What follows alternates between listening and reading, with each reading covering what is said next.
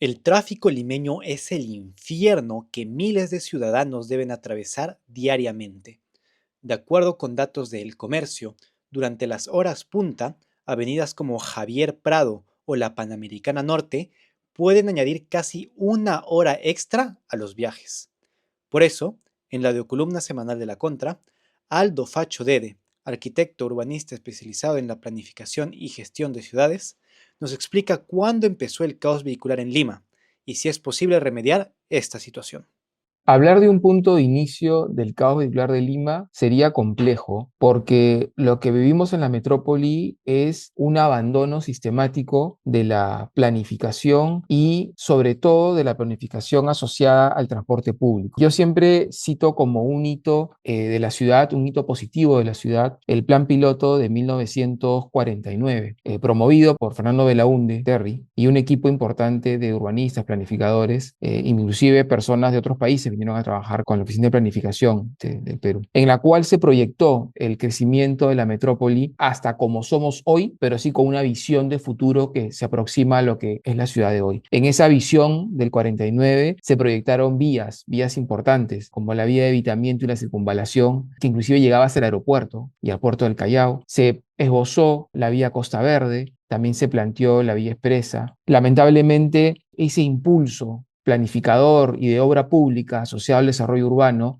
se cortó décadas después, sobre todo a partir de los 90, donde pareciera que nos olvidamos que podíamos ser una ciudad planificada y una ciudad ordenada. No es que lo hayamos sido de manera perfecta antes, hay que también ser honestos y sinceros.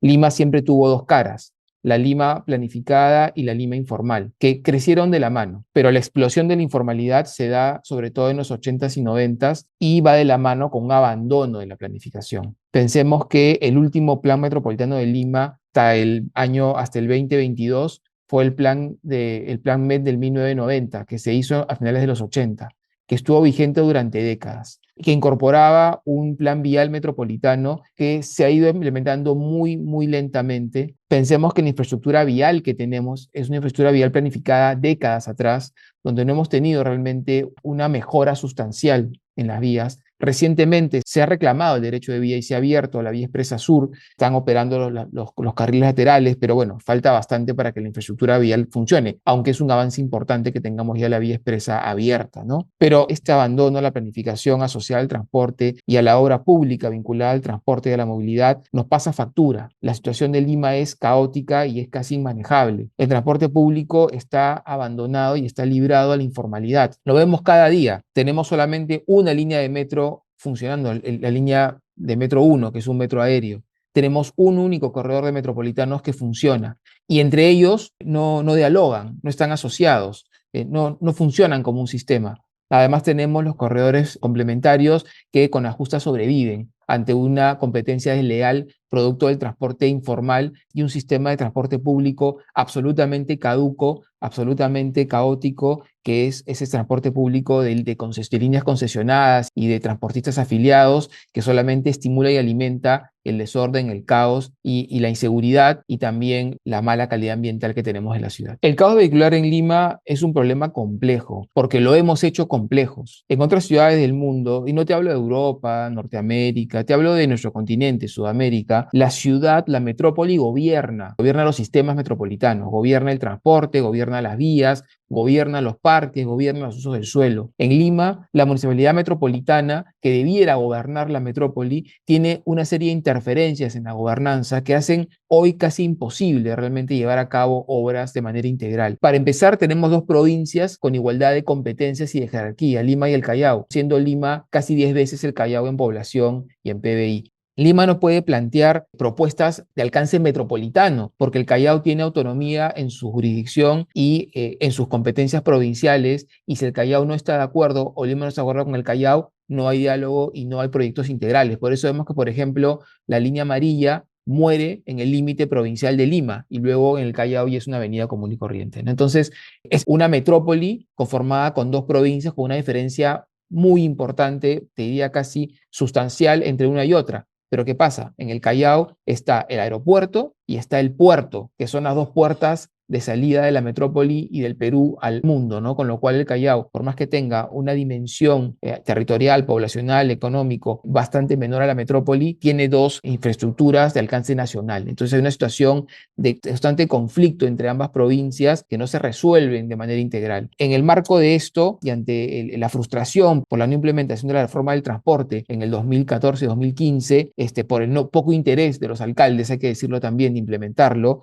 el Congreso de ese entonces creó la Autoridad del Transporte Urbano de Lima y Callao, que iba a tener como fin justamente poder resolver esta falta de coordinación o de interés y poder plantear justamente políticas territoriales, interprovinciales que resuelvan la movilidad, el transporte de personas a nivel metropolitano con ambas provincias incluidas. Pero claro, la ATU fue una reacción a un problema de gobernanza, de gestión, de diálogo. Al crear la ATU, le quitaron a Lima Metropolitana y al Callao una de sus más grandes competencias, que era el transporte público. Es una de las grandes fortalezas que tenía la metrópoli asociada a la vialidad. La metrópoli gobernaba las vías metropolitanas y gobernaba el transporte público. Hoy solo gobierna la vía metropolitana, sobre la cual discurre un transporte público que gobierna la ATU a nivel Lima y Callao. Podemos decir que evidentemente esa reacción a un problema de gobernanza estructural no ha funcionado, porque Lima hemos retrocedido justamente en la reforma del transporte, en la implementación de reformas del transporte que nos lleven a un transporte sostenible, formal, seguro, digno. Hemos perdido corredores complementarios, el metropolitano sigue siendo una única línea,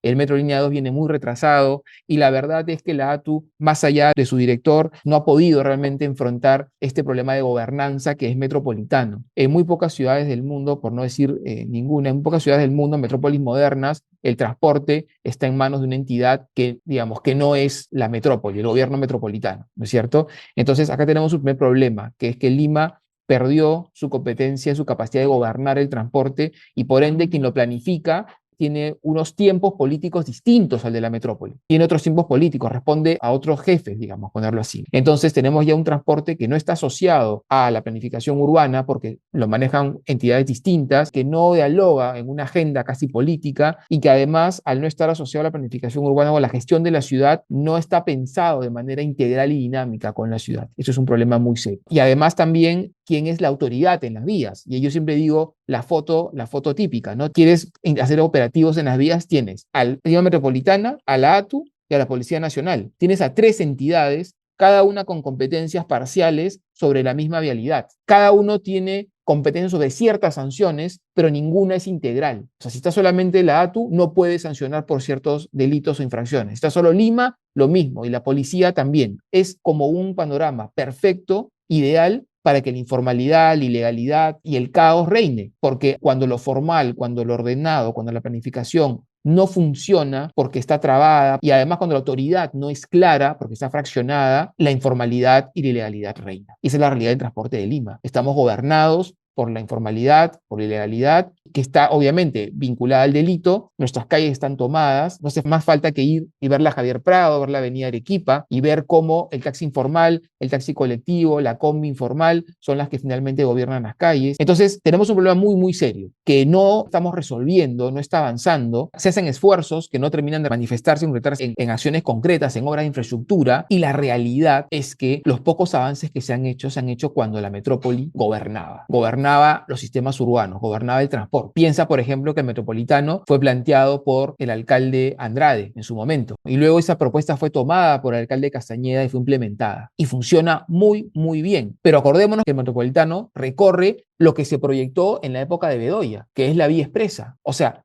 mira cómo uno de los sistemas de transporte público formales ha tenido todo un historial de planificación y gestión que lleva a un transporte eficiente. Por lo contrario, el Metro Línea 2 fue un metro que no nació bien. Fue propuesto en el gobierno de Alan García, cuando estaba Jorge del Castillo, de candidato y luego alcalde. No iba en el eje de mayor demanda y nos demoró muchísimos años que se complete y se consolide. Además por temas políticos, obviamente, ¿no? Ahora tenemos el Metro Línea 2, ¿no es cierto? Que también se hizo sobre un eje por el que la ciudad en ese momento estaba proponiendo otra línea del metropolitano, pero se optó por el metro. Bueno, temamos décadas también con esta obra, ojalá se termine pronto y veremos realmente cómo esa obra, ojalá operando interconectada con el Metro Línea 1 y el Metropolitano, pueda empezar a cambiar esta figura. Pero la realidad es que el transporte público formal transporta a muy pocas personas en proporción del volumen de personas que nos movemos en Lima, porque es muy escaso, es muy escaso. Si uno va a otras ciudades como Santiago, Buenos Aires, Río, Sao Paulo, Quito mismo en Ecuador, Uno tiene una oferta de transporte público multimodal de diferentes escalas, tienes metro, tienes metropolitanos, tienes buses,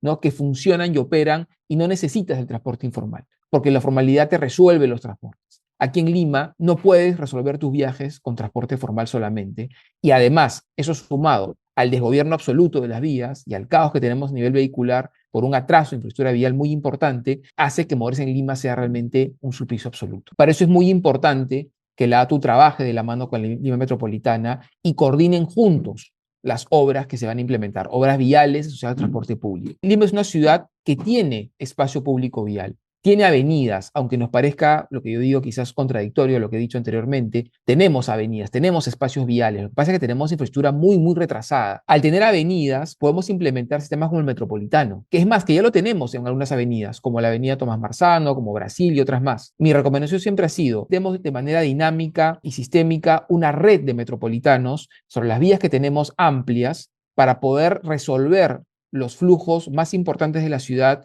en tiempos más decentes, mientras planificamos e implementamos la red de metros que va a demorar mucho. Mientras se hace el metro línea 3 y el línea 4, implementemos una red de metropolitanos potente, dinámica, flexible, que realmente sea una solución a los viajes metropolitanos, acompañada de una red de buses que la complemente y esto desestime el utilizar otros medios de transporte y acompañado evidentemente de una fuerte fiscalización también centrada en una autoridad. No podemos tener tres autoridades queriendo ordenar las vías. Una única autoridad concentrada que plantee orden, fiscalice y que persiga a estos delincuentes y un sistema de transporte público rápido, eficiente y flexible que nos dé una alternativa sostenible y segura para la ciudad.